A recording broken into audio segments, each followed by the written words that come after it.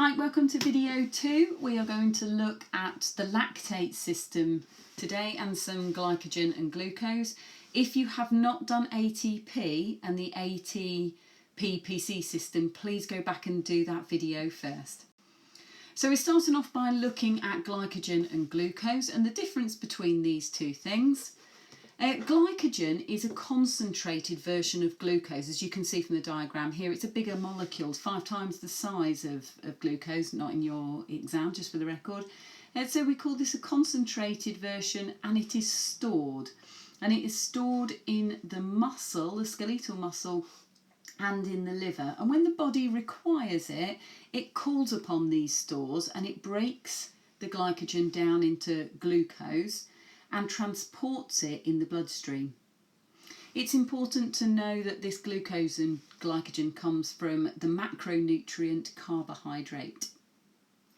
So glycogen is dissolved in the blood and travels as glucose, and it goes towards the working muscle. So this is our glucose molecule here. This glucose is now broken down through an anaerobic process, so without oxygen, in the lactate system. If oxygen is used, if it is available, then we can break down glucose in the aerobic system. And it's broken down in 2 different ways. So if we're breaking down anaerobically without oxygen, we're only going to partially break down glucose. If we use the aerobic system, we're going to break down glucose completely, and we can actually get more ATP resynthesized by doing this. So the aerobic system is more efficient because it uses the same molecule of glucose and breaks it down into much smaller chunks, whereas the lactate system, the anaerobic system, just breaks it down to resynthesize actually only 2 ATP. But we'll come. So we're looking at 3 energy systems in total. The ATP-PC system was the fast, explosive one that we could use up to 10 seconds that we studied in the last video. The aerobic system is our ongoing energy system that we use all of the time and for light to moderate intensity activity, and we're going to study that in the next video. Today's video we're looking at the lactate system, and we use this for exercise or activity that is moderate to high intensity for up to 3 minutes. So we might use the ATP-PC system initially, and when that runs out after 10 seconds, the lactate system will be predominantly used up to 3 minutes if we're after moderate and fast intensity. If we're still just in light to moderate intensity, we will continue to use the aerobic system, which for the record never stops. It keeps going all of the time. So let's look at the lactic acid system then. So we're resynthesizing adenosine triphosphate fast enough now for moderate to high intensity exercises that last anywhere between 30 seconds and 3 minutes. So let's think of an example of that. If I am marking a player in netball and they are constantly making attacking moves to try and win the ball, I'll be working at a high intensity for potentially up to a minute at a time before resting. That would be a great example of when I would use the lactic acid system or the lactate system. They're both the same system. So it's the partial breakdown of a glucose molecule, and I mentioned that before. So you're only partially breaking it down, you're not completely breaking it down. And we will get an ATP yield of 2. So that means for every molecule of glucose, I will resynthesize 2 ATP molecules. So the ATP-PC system, for every molecule of creatine phosphate, I resynthesized 1 ATP molecule, and this time for every molecule of glucose, I am getting a yield of 2 ATPs. We do not require oxygen, and this makes it a much faster action than if we have to use oxygen. So we've got the partial breakdown of glucose. Now the process of this breakdown of glucose or partial breakdown of glucose is forming pyruvate, and the process is called anaerobic glycolysis. An without oxygen, aerobic glycolysis. And glycolysis means the change, the partial breakdown of glucose down to pyruvate. That process is called glycolysis.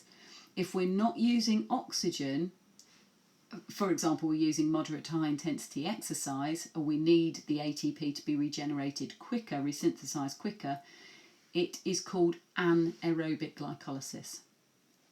Now, because there's no oxygen present, pyruvate won't stay as pyruvate. It's an unstable chemical, and it will convert very quickly into a lactate molecule and hydrogen ions. This lactate and the hydrogen ions cause a drop in pH of the muscle cell. The muscle cell doesn't like this drop in pH. It can actually prevent further glycolysis from occurring, so it needs to get out.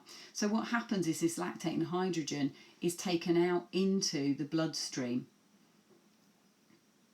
When it's taken out to the bloodstream, it will cause a decrease in pH there. And from our previous knowledge of the respiratory system and the cardiovascular system, we now know that that drop in pH will be picked up by chemoreceptors, and our body will respond by increasing heart rate and breathing rate to try and increase the amount of oxygen. If we had oxygen at this point, pyruvate would not convert into lactate or hydrogen. It would be completed in its breakdown by going through the aerobic system. But the aerobic system is slow and cannot be used for high intensity exercise. So let's recap what we know now about the lactate system.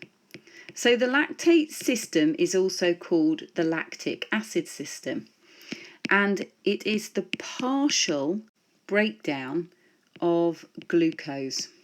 And don't forget, this glucose has come either directly from food in the bloodstream or from glycogen, which was stored in the muscle and in the liver. And it transfers in the bloodstream. So glucose arrives at, this is my muscle cell, the glucose arrives into the muscle cell, and it goes through a process of chemical reactions.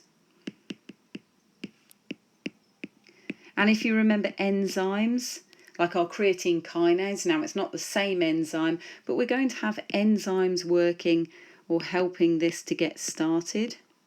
We do not need to know the names of them.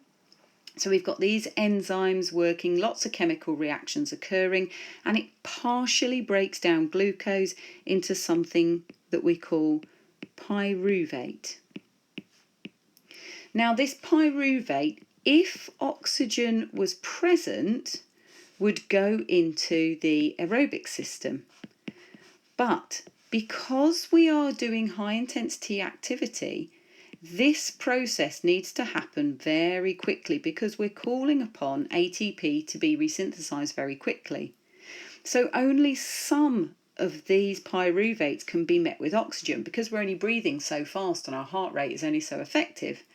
So as oxygen is coming in slower than this glycolysis is working, some of this pyruvate will be dissociated into a lactate